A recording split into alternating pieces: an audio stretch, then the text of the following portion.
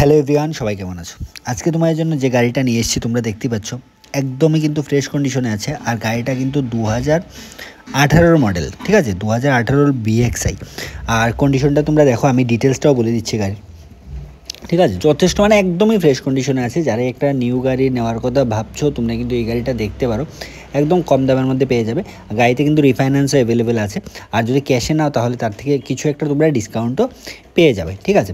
অল্টোর গাড়িটা এখন বলে দিই, গাড়িটা হচ্ছে অল্টো কেটেন। আর অ্যাড্রেসটা হচ্ছে কিন্তু এটা ধর্মনগর, ঠিক আছে। যারাই দেখছো, ত্রিপুরার যেখান থেকেই দেখছো, তোমাদের যে গাড়িটা নিতে হয় তোমাদের ধর্মনগর আসতে হবে, ঠিক আছে। 2018 মডেল BXI অল্টো কেটেন, আর অ্যাড্রেসটা হচ্ছে ধর্মনগর।